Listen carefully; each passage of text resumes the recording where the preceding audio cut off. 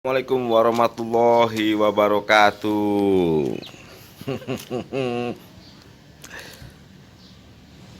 Selamat pagi dan salam sejahtera untuk kita semua. Merdeka. Halo Belande. Telah ke Belande. Oke. Hari ini kita akan ke Teratai, teman-teman. Kita akan menggaungkan sejarah yang ada di Kalimantan Barat, khususnya di Singkawang. Nah, nanti saya itu akan bercerita mengenai tentang sejarah yang ada di Singkawang yang diselenggarakan oleh Pepabri, LPRI dan Pak Rafael, Taman Teratai Singkawang. Dalam rangka HUT RI yang ke-78, kita ngumpulkan masyarakat umum, terus kita akan bercerita, terus kita ngumpulkan anak-anak TK, kita akan bercerita tentang sejarah yang pernah terjadi di Kalimantan Barat atau khususnya di Singkawang. Oke, ini mobil tank yang bersama Jenderal Belanda ini. Oke, simak terus videonya ya. Selamat pagi Singkawang. Iya, pagi Singkawang. Kami pagi-pagi buta ini sudah bangun ini. Kita berangkat ya guys, kita berangkat.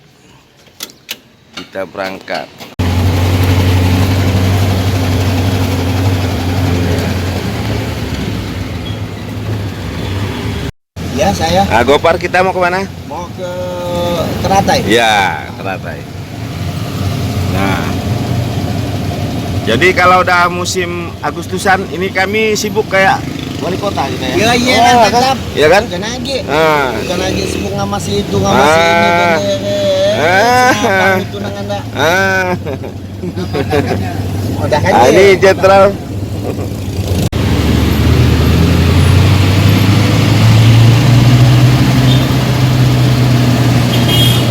Iya, nak jadi tadi ya. Sekolah ini sih ya. Bukan sekolah di Teratai gitu ya. Oh, Di tamannya. ini sih. Oh.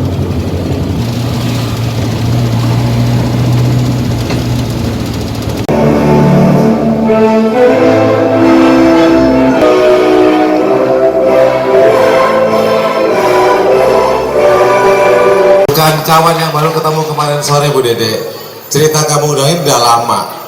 Cuma ya istilahnya janji-janji tinggal janji. Baru ini mempunyai jaringan sahabat. Dan bila yang ada di Singkawang. Saya sama beliau itu sudah lama. Sebelum saya dinas masuk di sini, saya sudah kenal beliau sama keluarga besar Harapan Bersama. Terima kasih Pak Rafael. Yang kami hormati Ibu Kepala Festival Dongeng Cerita tentang Hari Kemerdekaan RI ke-78, yang mana kita angkat tema tersebut karena perlunya pembinaan wawasan kebangsaan kita yang dalam rangka. Sebelum saya mulai, jangan dihitung 10 menit dulu ya. Tentunya kita harus siapa itu? Siapa Bapak itu? Ya. Pertama Pak ini saya bingung. Ya. Pak Bambang, besok Pak Giono kita ketemu dengan anak TK. Kita bingung ini, anak TK ya. Kayak apa? Ternyata rupanya di balik anak TK itu ada ibu-ibu, bapak-bapak. Ya tentu ini hebatnya ya kita ini. Ya. Pertama adalah sebelum merdeka para pejuang ini sudah membuat rumusan ya. Kenapa tanggal 18 Agustus sudah, yaitu Bapak Syahreza Meyyaga. Waktu dan tempat kami persilahkan.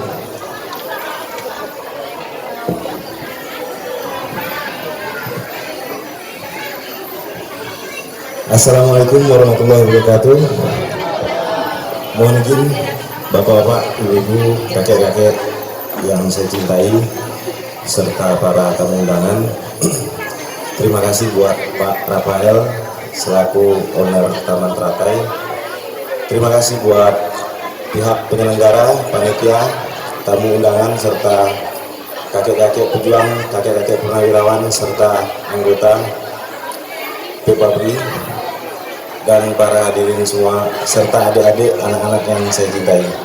Oke, sebelum saya lanjut dengan tema kita hari ini yaitu di Festival Cerita Kemerdekaan, buat adik-adik semuanya ada yang tahu lagu Hari Merdeka nggak?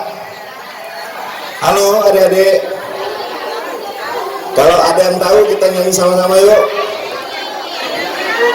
Halo adik-adik.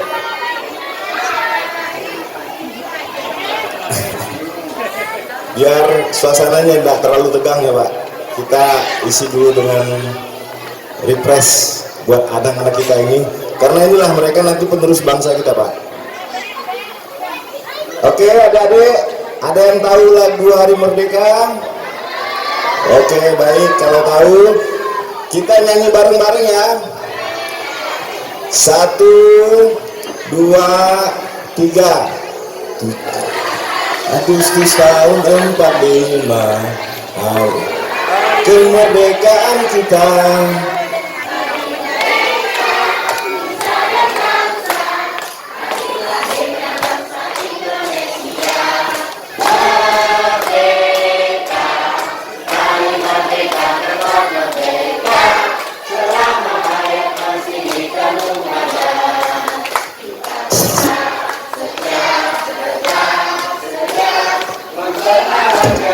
Indonesia tetap kita ulang lagi ya.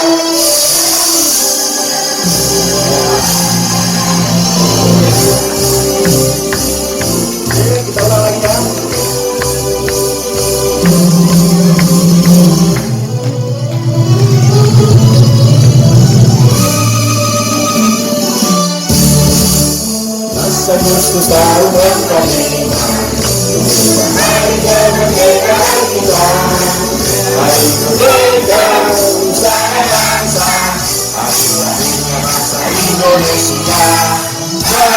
Merdeka, sekali merdeka tetap merdeka, selama hayat masih di kandung badan. Kita tetap setia, mempertahankan Indonesia.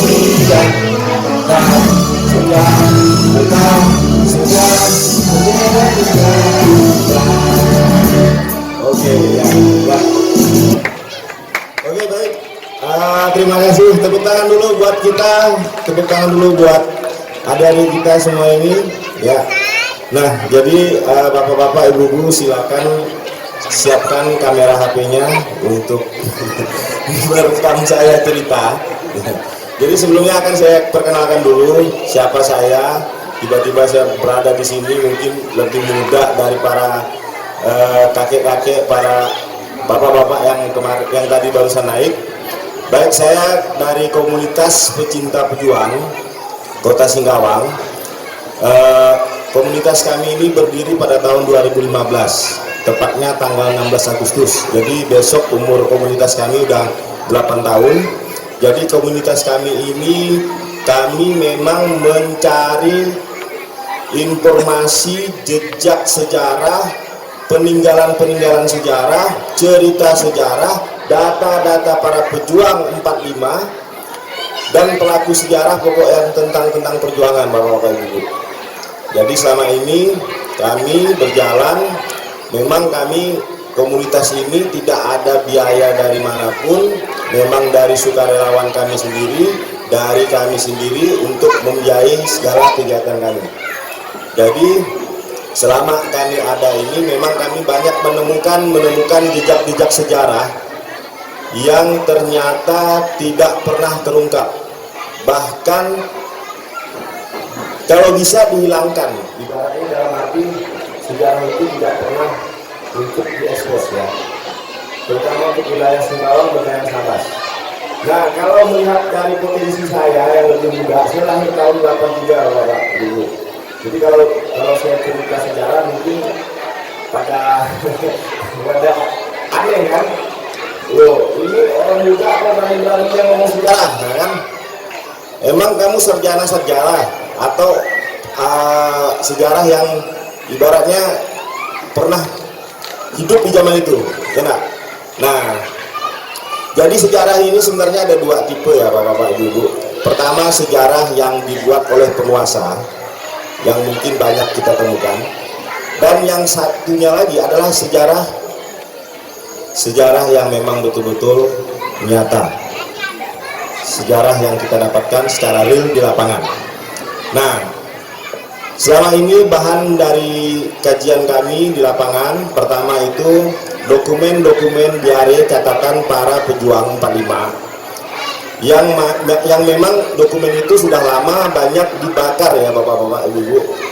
Kenapa itu bisa sampai terjadinya pembakaran dokumen itu? Karena di daerah kita itu dulu pernah ada peristiwa kelam tahun 65 yang mana para pejuang-pejuang itu banyak titik-titik lah, tidak bisa saya ceritakan secara detail. Nah, sehingga banyak hilangnya dokumen-dokumen itu yang ternyata justru dokumen itulah yang sekarang ini perlu kita ketahui. Nah, alhamdulillah pada tahun 1994 ada beberapa veteran 45, angkatan 45. Kalau Bapak-Bapak LPRI mungkin tahu. Kalau strukturnya veteran ini kan ada PPRI, Perintis Kemerdekaan, angkatan 45 dan seterusnya kan. Nah, pada saat waktu itu angkatan 45 yang dipimpin oleh Bapak Sarimin Minhat itu orang asli Singkawang yang tinggalnya di Skip Lama dengan Usman Amin orang Mempawah beserta Pak Hamid. Pak Hamid itu anggota veteran juga yang kemarin terakhir tinggal di depan TK Gatot, tepatnya sekitaran rumah sakit BKT. Kalau Bapak-Bapak veteran mungkin kenal. Nah, kalau tidak salah meninggalnya tahun 2017. Nah, tapi banyak sekali Bapak-Bapak Ibu, veteran-veteran pejuang 45 kita itu yang terdata itu ada sekitar 1.700-an lebih. Itu dari kalangan suku apapun ada, Melayu, Tionghoa, Dayak, Jawa, Madura, Bugis, semuanya ada.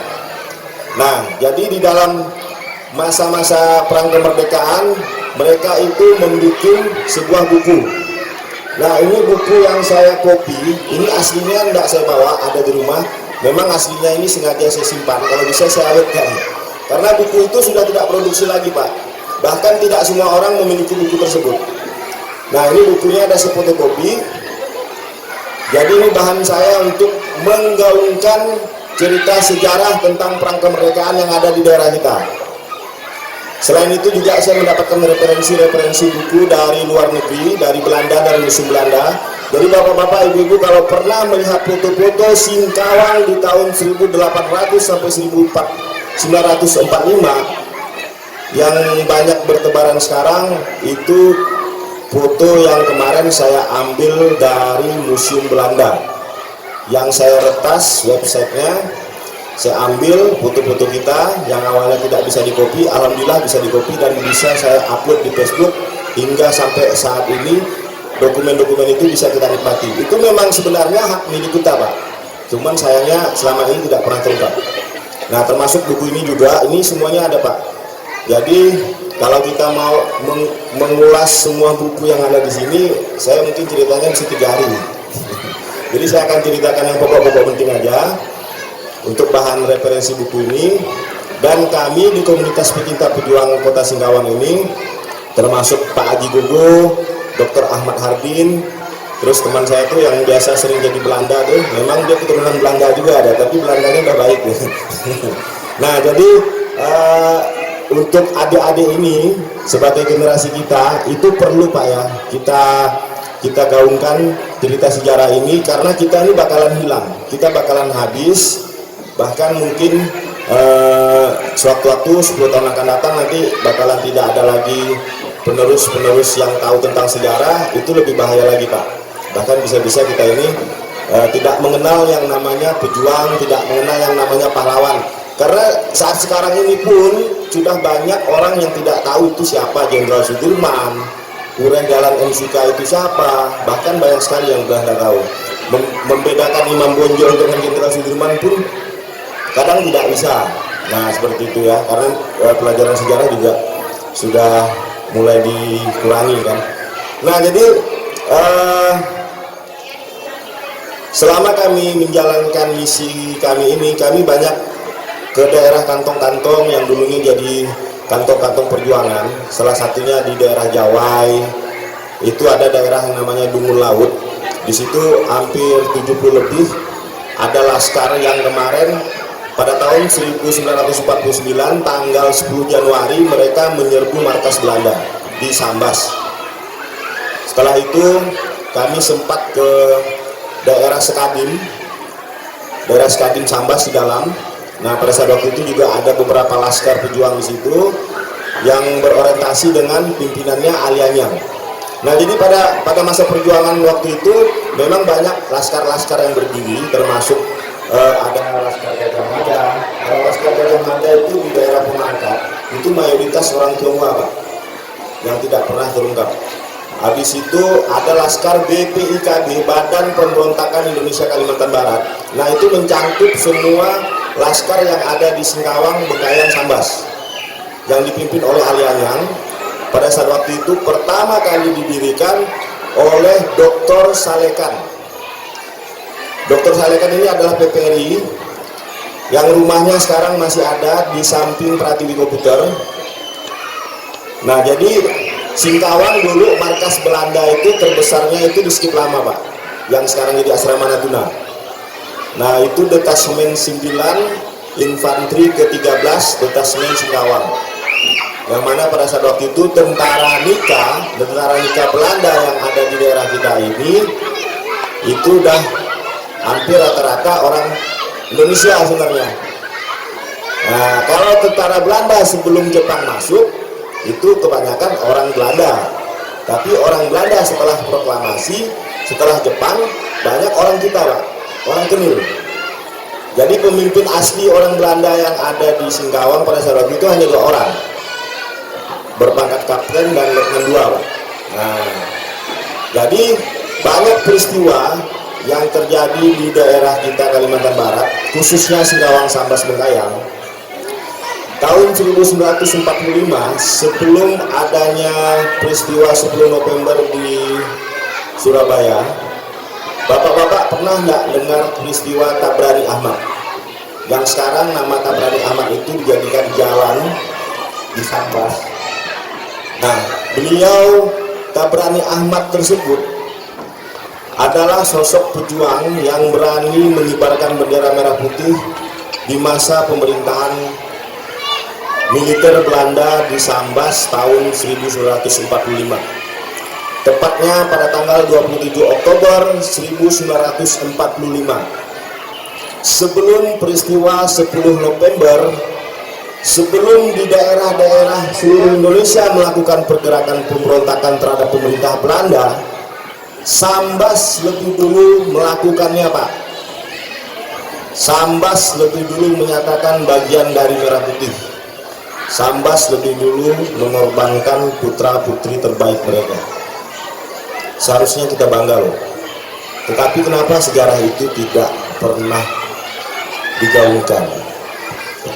Akhirnya tahun 2022 kemarin saya berangkat ke Sambas dengan Pak Haji, dengan teman saya. Saya sedikit protes dengan pemerintah sana. Kenapa hal ini tidak pernah digaungkan?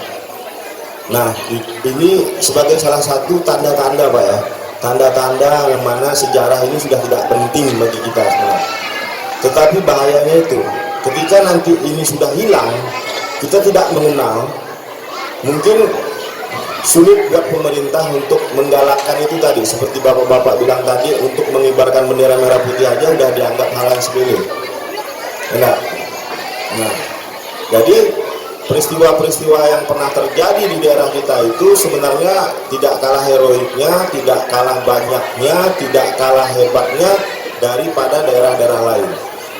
Bengkayang tahun 1946 tanggal 10 Januari direbut oleh pasukan pejuang yang dipimpin oleh Alianyang. Walaupun hanya 12 jam, tetapi Bengkayang sudah membuktikan kalau pejuang kita itu sudah lebih gencar lagi, Pak. Sampai akhirnya Bambang Ismoyo meninggal, dibunuh oleh tentara Belanda di Bukit Pandering. Jadi kita jangan taunya hanya Jalan Bambang Ismoyo di Kampung Jawa. Siapa sih Bambang Ismoyo? Nah, terus makamnya Bambang Ismoyo itu berada di Masjid Nurul Yakin, di Skip Lama, masjid yang pertama. Itu di belakang Pak, di belakang Masjid Nurul Yakin.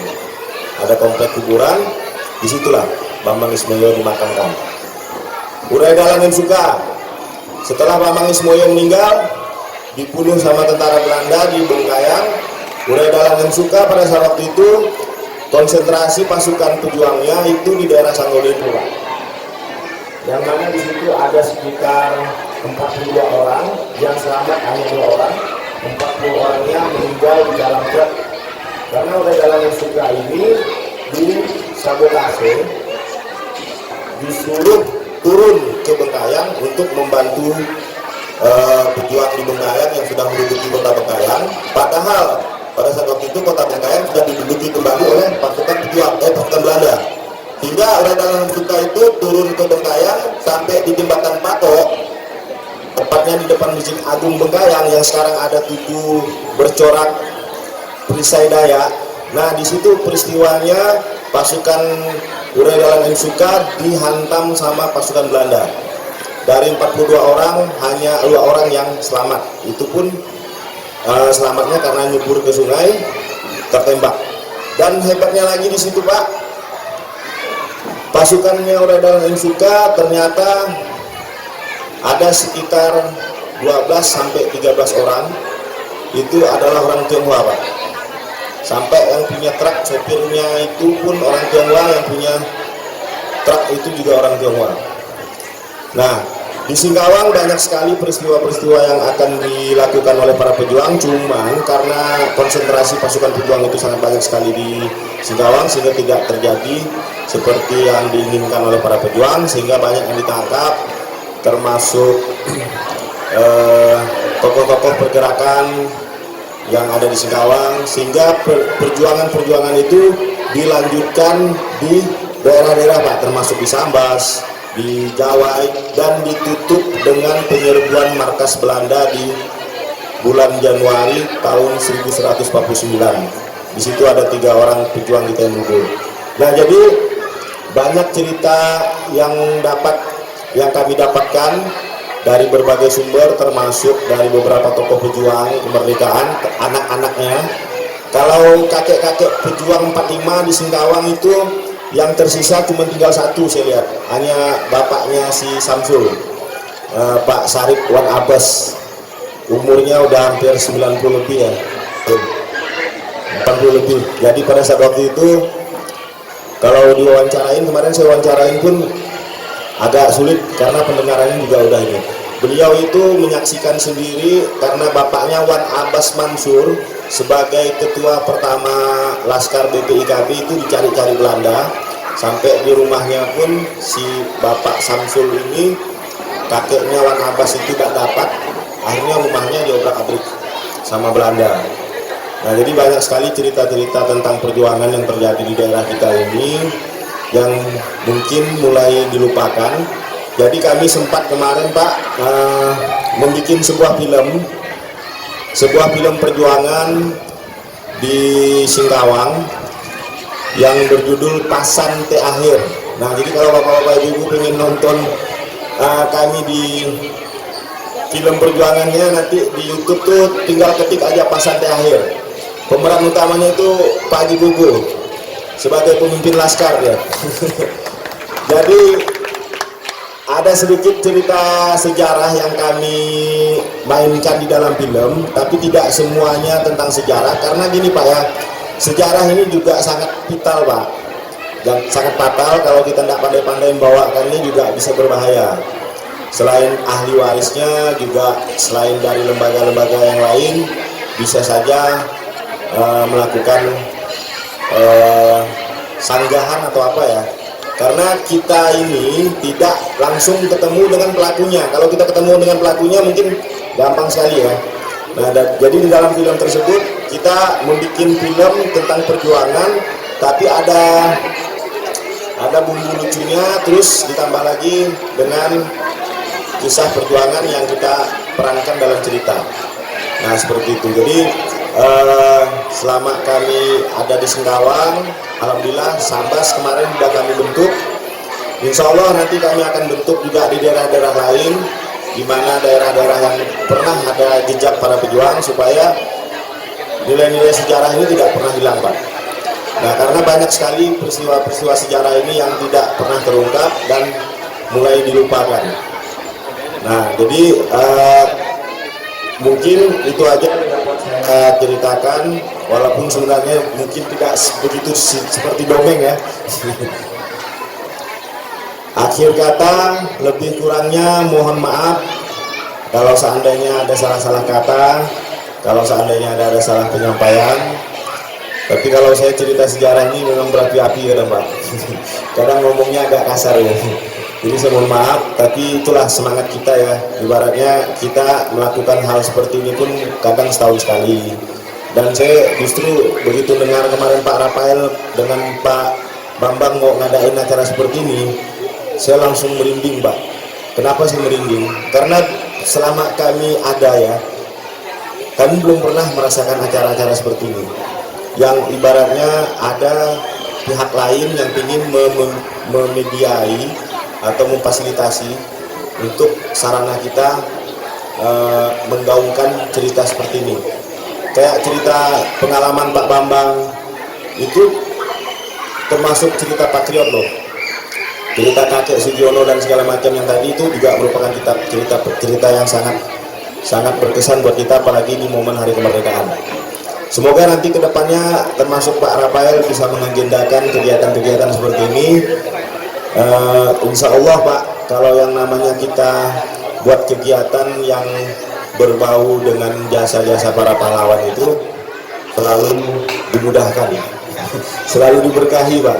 Selama kami buat film, alhamdulillah kami tidak mendapatkan halangan apapun, baik pendanaan, baik orang, karena kami melibatkan hampir 500 orang Pak. Kalau orang umum melihat film kami udah dikiranya film kami itu sampai miliaran.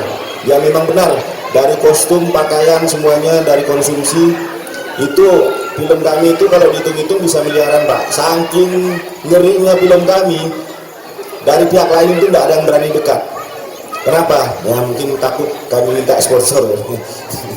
Tapi alhamdulillah selama kami buat film, Allah itu selalu memberikan kemudahan, baik itu dana, baik itu konsumsi, baik itu orang-orangnya. Bahkan orang itu banyak yang datang minta dilibatkan tanpa bayaran, bahkan sampai akhirnya kami kebanyakan orang Pak, saking banyak yang ingin ikut berpartisipasi dalam buat film. Akhirnya kami masuk-masukin aja di tukang pasar atau apa ya. Oke, mungkin itu aja yang dapat saya sampaikan.